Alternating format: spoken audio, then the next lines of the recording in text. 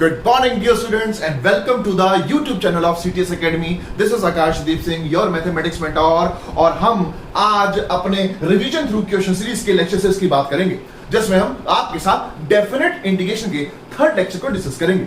हम लोग अभी तक डेफिनेट इंटीग्रेशन के पहले लेक्चर में एरिया बाउंडेड बिटवीन टू और मोर कर्व्स को, दूसरे लेक्चर में हम लोग डेफिनेट इंटीग्रेशन की बेहतरीन प्रॉपर्टीज को, और अब तीसरे लेक्चर में डेफिनेट इंटीग्रेशन में आने वाले जम्बल्ड क्वेश्चंस को डिस्कस करेंगे।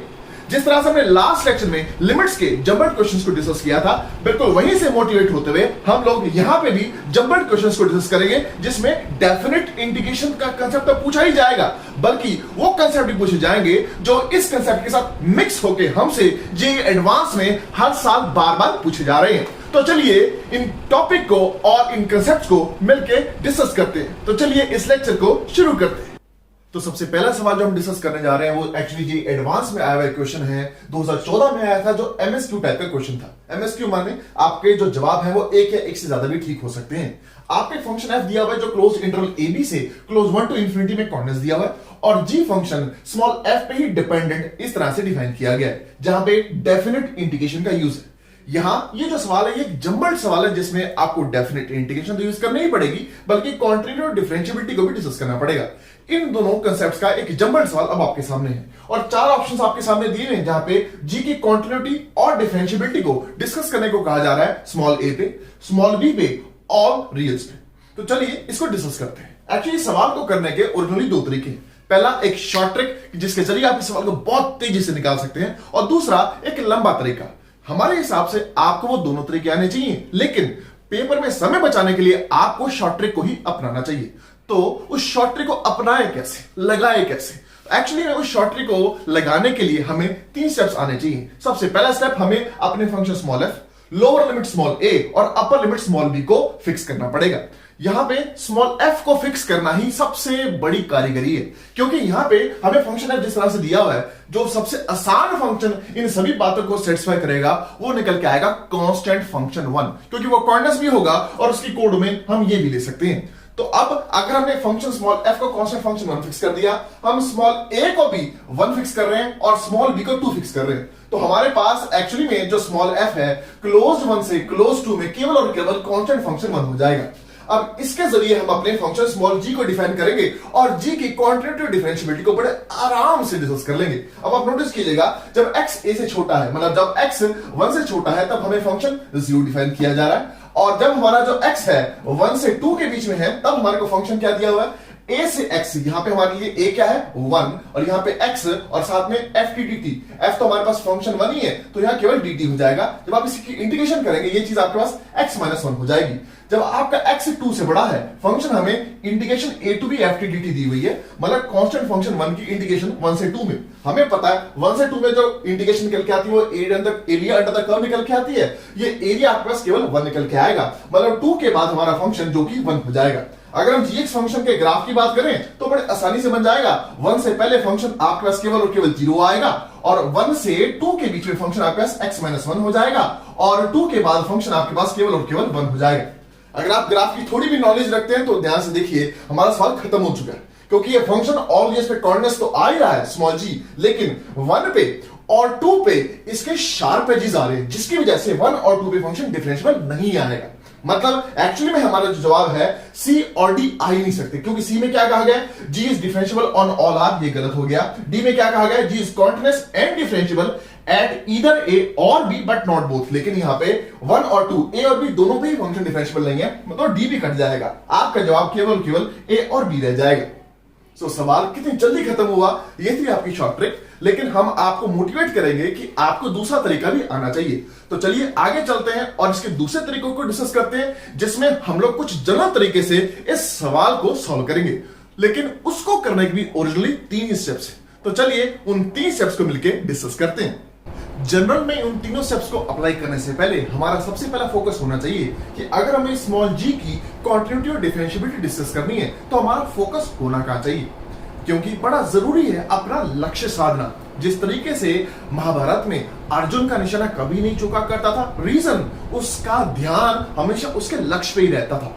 और अगर आपका ध्यान भी इस तरह से है कि आप अपना सारा का सारा ध्यान अपने लक्ष्य पे ही लगाते हैं और आपका ध्यान कहीं नहीं भटकता, तो आप कभी भी भटक सकते ही नहीं और आप हमेशा एक चैंपियन बन के ही बाहर निकलते हैं। तो अब जरा यहां बात करते हैं कि हमारा यहां पे लक्ष्य क्या होना चाहिए, यहां पे हमारे वो चिड़िया की आंख कौन सी होनी चाहिए जिस पे हमें निशाना लगाना है। तो नोटिस कीजिए ये जो gx है वो बड़े बेहतरीन तरीके से डिफाइंड है। कैसे कि a से पहले फंक्शन जीरो है। अब हमारे पता है जो जीरो फंक्शन है वो कांस्टेंट फंक्शन होता है, मतलब a से पहले फंक्शन की कॉन्टिन्यूटी और डिफरेंशियबिलिटी में कोई प्रॉब्लम नहीं है। सिमिलरली b के बाद भी अगर आप नोटिस करेंगे a से b में ft dt ये एक नंबर ही आएगा, तो b के बाद भी फंक्शन एक कांस्टेंट नंबर ही निकल के आएगा, मतलब b के बाद फंक्शन बिल्कुल कॉर्डिनेट्स और डिफरेंशिएबल आएगा। सिमिलरली अगर आप ध्यान से देखेंगे a से b के बीच में हमें जो g डिफाइन है वो इस तरीके से डिफाइन है, और क्योंकि f एक कॉन्टिन्यूअस फंक्शन है तो उसकी जो इंटीग्रेशन निकल के आती है वो भी कॉन्टिन्यूअस फंक्शन ही आती है। सो हमें a से b के बीच में भी फंक्शन स्मॉल g की कॉन्टिन्यूटी और डिफरेंशिएबिलिटी में कोई प्रॉब्लम नहीं। तो हमें प्रॉब्लम कहां हो सकती है, अगर होगी तो सिर्फ वहां जहां पे स्मॉल g अपना नाम चेंज कर रहा है, वो अपना नाम चेंज करता है स्मॉल a पे और स्मॉल b पे। अब अगर मुझे स्मॉल a पे फंक्शन की क्वांटिटी डिस्कस करनी है तो एक ही बात है कि हम a पे फंक्शन की लेफ्ट हैंड लिमिट निकालेंगे जो कि आपके पास 0 आएगी। a पे फंक्शन की वैल्यू निकालेंगे तो नोटिस कीजिए a जैसे उठा के आप यहां डालेंगे a से a में इंटीग्रेशन 0 हो जाएगी। अब a पे हम निकालेंगे राइट हैंड लिमिट, तो वही हमारा यहां पे स्टेप 1 निकल के आएगा। As x tends to a plus g(f(x) आएगा क्या, नोटिस कीजिएगा as x tends to a plus हमें पता है a के राइट हैंड साइड फंक्शन ये है, तो हम क्या करेंगे यहाँ पे फंक्शन की a पे राइट हैंड लिमिट निकालेंगे। सिंपल काम क्या कीजिए, x को a plus h से रिप्लेस कीजिए और लिमिट h goes to 0 कीजिए यहाँ पे। तो आप नोटिस करेंगे ये चीज आपके पास a से a plus h हो जाएगी और अंदर ft dt आपके पास निकल आएगा, मतलब ये चीज आपके पास हो जाएगी, ये चीज limit h goes to 0 plus of this।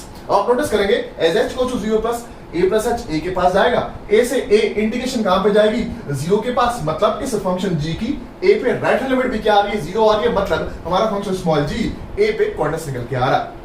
अब हमें क्वांटिटी लगी पता g की a पे, अब जरा b पे बात करते हैं। b पे हमें पता है जो राइट हैंड लिमिट है वो ये नंबर आएगी, b पे जो वैल्यू आएगी आप b को उठा के जब यहां डालेंगे तो वो a से b ft dt आएगी, मतलब b पे राइट हैंड लिमिट और वैल्यू बराबर आ रहे हैं। अब अगर मुझे b पे फंक्शन की लेफ्ट हैंड लिमिट निकालनी है तो उसके लिए मुझे ये चीज कंप्यूट करनी पड़ेगी। हम क्या करेंगे, सिंपल एक काम करेंगे कि x को b माइनस x रिप्लेस करेंगे यहाँ पे और h गोज टू 0 लिमिट ले लेंगे। तो निकालिए लिमिट क्या बेटा h goes to 0 plus of course हमें a से b माइनस h एंड अंदर बेटे ft dt निकल के आएगा। तो नोटिस कीजिए as h goes to 0 plus हमें पता b माइनस h b के पास जाएगा और ये जो पूरी लिमिट है हमारे पास a से b और केवल ft dt रह जाएगी, जो कि एक्चुअली में हमारी b पे वैल्यू आ रही है, मतलब हमारा जो फंक्शन स्मॉल g है वो b पे कॉर्डिनेट्स भी आ रहा है। मतलब हमें स्टेप 1 से क्लियर होता है कि हमारा जो फंक्शन है स्मॉल g वो ऑल रियल्स पे कॉर्डिनेट्स तो आ रहा है। हमें अब क्या करना है, सिर्फ डिस्कस डिफरेंशिएबिलिटी a पे एंड b पे। उसके लिए हमें क्या करना पड़ता है, अपने फंक्शन g का राइट हैंड डेरिवेटिव और लेफ्ट हैंड डेरिवेटिव कंप्यूट करना पड़ता है। अगर आप ध्यान से देखें हमें g का जब a पे लेफ्ट हैंड डेरिवेटिव कंप्यूट करेंगे तो इसका डेरिवेटिव क्या निकल के आएगा 0। अब अगर g का a पे राइट हैंड डेरिवेटिव भी 0 आता है तो फंक्शन डिफरेंशिएबल आएगा, अदरवाइज वो नहीं आएगा।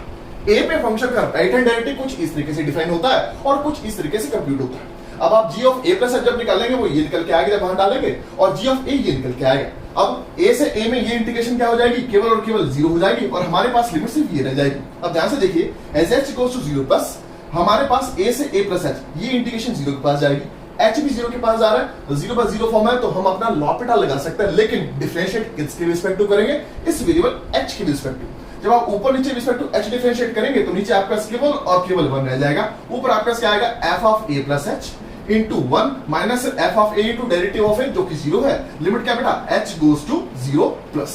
ध्यान से देखेंगे as h goes to 0 plus ये चीज को कि f कॉन्टिन्यूअस है तो हमें पता है ये चीज हमारे पास क्या निकल के आएगी, f ऑफ a निकल के आएगी। लेकिन हमें पता है क्योंकि जो स्मॉल f है उसकी जो कोडोमेन है वो क्लोज 1 टू इंफिनिटी ओपन है, मतलब जो f ऑफ a है हमेशा 1 से बड़ा या बराबर ही आएगा। मतलब हमारा जो a पे राइट हैंड डेरिवेटिव है g का वो 1 से बड़ा या बराबर ही आएगा और लेफ्ट हैंड डेरिवेटिव हमारा 0 आ रहा था, मतलब ये बराबर नहीं आ रहे, मतलब हमारा फंक्शन स्मॉल g a पे डिफरेंशिएबल नहीं आएगा। अब हमें डिस्कस करनी है g की b पे डेरिवेटिव। अब g का b पे राइट हैंड डेरिवेटिव पक्का 0 आएगा क्योंकि वो कांस्टेंट है। जस्ट b के ऊपर आप क्या कीजिए, लेफ्ट हैंड डेरिवेटिव को कंप्यूट कीजिए g के। कैसे, यहाँ पे देखिए जब आप g का b पे लेफ्ट हैंड डेरिवेटिव कंप्यूट करेंगे वो कुछ इस तरह से डिफाइन होगा और जब आप इसे अपने इंटीग्रल्स में पुट करेंगे तो वो कुछ इस तरह से शेप ले लेगा। अब इस चीज को हम कंप्यूट करते बड़े आराम से। देखिए कैसे, यहां पे आपकी डेफिनेट इंटीग्रेशन की प्रॉपर्टीज होगी। देखिए कैसी, अगर मैं इन दोनों इंटीग्रल्स को आपस में पलटा दूं तो ऊपर आपके पास a आ जाएगा, नीचे ऑफ कोर्स आपके पास b आ जाएगा और यहां प्लस हो जाएगा। अब b से a से b माइनस h, इसे कंबाइन करेंगे तो ये इंटीग्रेशन आपके पास केवल और केवल रह जाएगी b से b माइनस h और अंदर आपके पास f of t dt upon minus h and limit h goes to 0 plus. अब ध्यान से देखिए, यहां पे भी as h goes to 0 plus, denominator 0 के पास जा रहा है, न्यूमरेटर में b से b माइनस h, ये b के पास जाएगा तो ये इंटीग्रेशन है 0 के पास जाएगी। आप फिर दोबारा इसके ऊपर क्या लगा सकते हैं, लॉपिटल लगा सकते हैं। जब आप लॉपिटल लगाएंगे आपके पास क्या आएगा, नीचे तो डेरिवेटिव आपके पास केवल और केवल माइनस 1 आ जाएगा, ऊपर देखिए f of b minus h into derivative of b minus h minus 1 होगा, मतलब ऊपर आपके पास क्या आएगा, f of b minus h into minus 1, वो माइनस माइनस को काट देगा तो ऊपर आपके पास केवल f of b minus h limit h goes to 0 plus रह जाएगा। मतलब आपके पास जो ये जो लिमिट निकल के आएगी f ऑफ b निकल के आएगी, मतलब ये चीज f ऑफ b, और f ऑफ b क्योंकि कोड में वो दिया हुआ है f ऑफ b हमेशा 1 से बड़ा या बराबर ही आएगा। मतलब इस फंक्शन स्मॉल g का आपके पास जो b पे लेफ्ट हैंड डेरिवेटिव आएगा वो पक्का 1 से बड़े या बराबर ही आएगा, जो राइट हैंड डेरिवेटिव है वो 0 आएगा, मतलब फंक्शन b पे डिफरेंशियल नहीं निकल के आएगा। इसका मतलब क्या है, जो हमने फिक्सिंग करके सवाल किया था वो बिल्कुल सही था, मतलब हमारा आंसर a और b ही आएगा। आई होप आपको ये भी तरीका पसंद आया होगा, लेकिन हम यही सजेस्ट करते हैं आप फिक्स करके इस सवाल को कीजिए। अब हम आगे बढ़ते हैं और जरा इससे बेहतर सवाल को मिलकर डिस्कस करते हैं। चलिए अगला सवाल डिस्कस करते हैं। आपके सामने एक सवाल लिखा हुआ है जो कि जी एडवांस 2014 में आया था, एक कॉम्प्रिहेंशन टाइप का क्वेश्चन है। आपके सामने एक छोटा सा कॉम्प्रिहेंशन दिया है, उसके ऊपर 2 सवाल दिए हैं, बड़ी आसान सवाल है। अगर कोई बच्चा सिर्फ बेसिक एनसीईआरटी भी सॉल्व करता है बड़े सिंसियरली तो बड़े आराम से इन दोनों क्वेश्चंस को अटेम्प्ट कर सकता है। हमारा जो तरीका रहेगा, हम इसे 3 स्टेप्स में सॉल्व करेंगे। सबसे पहला स्टेप क्या है जो हमसे पूछा गया, सबसे पहले उसने फंक्शन क्या डिफाइन किया, ध्यान से देखिए कि given that for each x in open interval 0 1, एक लिमिट आपको दी है, किस तरह से, limit h goes to 0 plus h to 1 minus h t की power minus x times 1 minus t की पावर x माइनस 1 dt, और कहता है वो एग्जिस्ट करती है हर x के लिए जो 0 टू 1 के बीच में लाई कर रहा है, और उस लिमिट को उसने g ऑफ x के नाम से डिफाइन कर दिया। और ये भी दिया गया है कि जो g ऑफ x है डिफरेंशिएबल है ओपन इंटरवल 0 1 के अंदर। अब हमें कहता है कि जनाब g ऑफ हाफ की वैल्यू निकालिए। हमने कुछ नहीं करना, सिर्फ x को आराम से वहां पे 1/2 डाल देना है, तो यहाँ पे t की पावर माइनस 1/2 हो जाएगी 1 अपॉन रूट टी, यहाँ पे 1 माइनस t की पावर माइनस 1/2 हो जाएगी 1 upon root of 1 minus t, और लिमिट जब लगाएंगे तो 0 टू 1 हो जाएगी। मतलब हमारे पास जो g ऑफ हाफ है वो केवल और केवल 0 से 1 के अंदर 1 upon square root of t into 1 minus t, मतलब t माइनस t स्क्वायर हो जाएगा। अब ये इंटीग्रेशन करने कितनी आसान है हमें पता है, ये अंदर होल्स के कंप्लीट होता है। जब आप अंदर होल्स के कंप्लीट करेंगे यहाँ पे क्या निकल के आएगा, ये चीज निकल के आएगी 0 टू 1 में dt upon square root of 1/2 का होल स्क्वायर निकलेगा माइनस t माइनस 1/2 का होल स्क्वायर निकलेगा, और ये चीज साइन इनवर्स में इंटीग्रेशन निकल के आती है। ये क्या निकल के आएगी आपके पास, ये निकलेगी आपके पास sine inverse of t minus half upon 1/2 निकल के आएगी। और जब आप इसमें लिमिट पुट करेंगे, जब आप अपर लिमिट पुट करेंगे तो देखिए क्या निकल के आएगा, ऊपर 1 माइनस हाफ रह जाएगा, sine inverse half by half आपके पास पावर 2 आ जाएगा। जब आप 0 पुट करेंगे तो आपके पास साइन इनवर्स ऑफ माइनस 1 रह जाएगा, जो कि आपके पास माइनस पावर 2 आएगा, तो माइनस ऑफ माइनस पावर 2 करेंगे तो आपके पास ये जवाब केवल और केवल पाई निकल के आएगा। मतलब हमारा जो पहला सवाल है इसका जो जवाब है वो पाई निकल के आएगा। आई होप ये बड़ा इजी लगा होगा आपको, इट वाज इजी। अब थोड़ा एक बेटर सवाल करते हैं, हमसे क्या कहता है g डैश हाफ निकालिए। अब इस पार्ट को हिट करने के लिए हमें एक बड़ा इंपॉर्टेंट स्टेप लेना पड़ेगा जो कि स्टेप 2 है। स्टेप 2 में हमें क्या करना पड़ेगा, एक रिलेशन निकालना पड़ेगा g ऑफ x और g ऑफ 1 माइनस x के बीच में। तो चलिए इसे निकालते हैं। तो अगर आप देख पा रहे हैं तो g ऑफ x तो हमारे पास एक्चुअली क्या निकल के आएगा, जब आप लिमिट h को 0 प्लस लेंगे तो वो 0 टू 1 हो जाएगा जो आपके सामने यहाँ रखा हुआ है, और x को अगर आप 1 माइनस x रिप्लेस करेंगे तो g ऑफ 1 माइनस x कुछ इस तरीके से डिफाइन हो जाएगा। लेकिन सबसे इंपॉर्टेंट बात यह है कि आप g ऑफ 1 माइनस x में अगर इसे t को एक नेम वेरिएबल 1 माइनस लैम्डा से रिप्लेस करेंगे तो ये इंटीग्रेशन थोड़ी सी दिखने में चेंज होगी। कैसे कि आपके पास यहाँ पे क्या हो जाएगा, 1 माइनस लैम्डा की पावर x माइनस 1 हो जाएगा, और यहाँ पे आपका जब यहाँ पुट करेंगे तो आपके पास लैम्डा की पावर आपके पास केवल माइनस x रह जाएगा, राइट। और क्योंकि ये dt है तो dt यहाँ पे क्या हो जाएगा, माइनस d लैम्डा हो जाएगा। लेकिन जब आप लिमिट पुट करेंगे तो नोटिस करेंगे जब आपके पास t 0 आएगा तो लैम्डा 1 हो जाएगा, और t 1 होगा तो लैम्डा 0 हो जाएगा। इनको आपस में पलटाएंगे तो ये नेगेटिव क्यूब हो जाएगा और ये 0 टू 1 रह जाएगा। अब हमें पता है जो डेफिनेट इंटीग्रेशन होती है वो इन वेरिएबल से इंडिपेंडेंट होती है, ये डमी वेरिएबल का काम करते हैं, तो इसको लैम्डा लिखेंगे या टी लिखे एक ही बात हो जाएगी। इसको टी से रिप्लेस करेंगे तो आप नोटिस करेंगे आपके पास g ऑफ 1 माइनस x जो कि ये चीज आ रही है, ये और ये तो बिल्कुल सेम आ रही है। मतलब स्टेप 2 में हमें पता लगा कि g ऑफ x और g ऑफ 1 माइनस x इस केस में बराबर निकल गया, और क्योंकि g डिफरेंशिएबल है, मैं दोनों से डिफरेंशिएट कर सकता हूं, तो मेरे पास क्या निकल के आएगा, g डैश ऑफ x निकल के आएगा negative of g dash of 1 minus x। अब x को आप क्या कीजिए 1/2 से रिप्लेस करिए, तो आपके पास g डैश ऑफ 1/2 निकल के आएगा negative of g dash of 1/2। इसको इस साइड रिप्लेस करेंगे तो आपके पास g डैश ऑफ हाफ केवल और केवल 0 निकल के आएगा। मतलब आपका ये डी ऑप्शन ठीक निकल के आएगा। आई होप आपको ये सवाल पसंद आया होगा। अब हम आगे बढ़ते हैं और जरा इससे बेहतर सवाल को मिलकर डिस्कस करते हैं। चलिए अब अगला क्वेश्चन डिस्कस करते हैं आपके साथ। अगले दो लास्ट सवाल, इन दोनों सवालों में जो सवाल जंबल हो रहा है वो the concept of definite integration के साथ एक नया कंसेप्ट है जिसे आप इंटरमीडिएट वैल्यू थ्योरम के नाम से जानते हैं। वो इस दोनों सवालों में आपके सामने यूज होने जा रहा है। इंटरमीडिएट वैल्यू थ्योरम कहती क्या है? सिंपल सी बात है कि अगर आपके पास क्लोज्ड इंटरवल ए बी में एक फंक्शन कोऑर्डिनेट्स दिया हो, तो वो फंक्शन ए पे अगर एफ ऑफ ए वैल्यू ले रहा है, बी पे एफ ऑफ बी वैल्यू ले रहा है, तो वो फंक्शन एफ ऑफ ए और एफ ऑफ बी के बीच की सारी वैल्यूज को अटेन करेगा। मतलब क्लोज्ड इंटरवल ए बी पे फंक्शन कोऑर्डिनेट्स हो तो बहुत बढ़िया काम हो जाता है। बस इन दोनों चीजों को डेफिनेट इंटीग्रेशन और इंटरमीडिएट वैल्यू थ्योरम दोनों को मिक्स करके जरा इन दोनों सवालों को सॉल्व करने की कोशिश करते हैं। आपके सामने पहला सवाल जो लिखा हुआ है जी एडवांस 2017 में आया हुआ क्वेश्चन है, MS2 टाइप का क्वेश्चन है। क्या दिया हुआ है कि फंक्शन दिया हुआ है r के ऊपर कोऑर्डिनेट्स फंक्शन जिसकी कोडोमेन जो दी हुई है ओपन 0 दी हुई है, तो पूछा जा रहा है which of the following functions become 0 at some point in the interval 0 to 1। तो आप नोटिस कीजिए जो पहला फंक्शन दिया हुआ है e की पर x minus integration 0 to x f of t sin t। अब इस फंक्शन को अगर आप ध्यान से देखें तो f of t जो है वो हमेशा 0 to 1 के बीच में रहेगा, sin of t 0 to 1 के बीच में हमेशा 0 to 1 के बीच में रहता है। तो ये जो प्रोडक्ट फंक्शन आएगा ये फंक्शन भी 0 to 1 के बीच में रहेगा। तो 0 to x जहां पे x 0 to 1 के बीच में है, मतलब ये वाली जो चीज है आपके पक्का हमेशा 0 to 1 के बीच में लाई करेगी।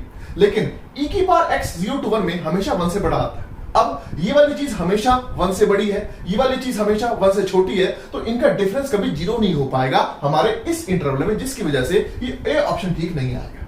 अब हम आगे बढ़ते हैं, बी ऑप्शन को ध्यान से देखेंगे अगर आप, तो नोटिस कीजिए इस फंक्शन को बड़ी जल्दी से पढ़ सकते हैं। कैसे? आप इस फंक्शन में क्या कीजिए, इन x को 0 डालिए। जब आप x को 0 डालेंगे ये खत्म हो जाएगा, ये माइनस f of 0 हो जाएगा। f of 0 इसकी वजह से क्या आएगा आपके पास पॉजिटिव, तो नेगेटिव होने की वजह से हमारे पास ये जो चीज है, ये नया फंक्शन आपके पास जो 0 पे वैल्यू लेगा वो पक्का नेगेटिव लेगा।